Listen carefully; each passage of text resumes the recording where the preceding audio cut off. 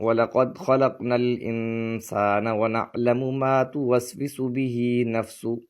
تحقیق ہم نے انسان کو پیدا کیا ہے اور جو کچھ اس کے نفس کے اندر وسوسہ آتا ہے اللہ تعالیٰ فرماتے ہیں ہم اس کو جانتے ہیں۔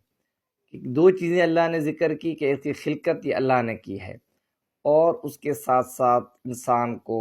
اپنے ذہن کے اندر یہ بات بٹھانی چاہیے کہ وہ جو کچھ سوچتا ہے، جو کچھ کرتا ہے، ذہن کے اندر اس کے خیالات ہیں، وسوسے ہیں، یہ اللہ کو علم ہے،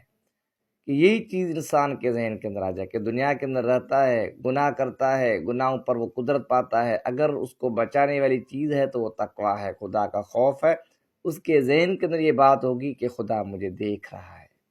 جب یہ ہوگی تو وہ گناہوں پر قدرت ہونے کے باوجود بھی اپنے آپ کو بچائے گا۔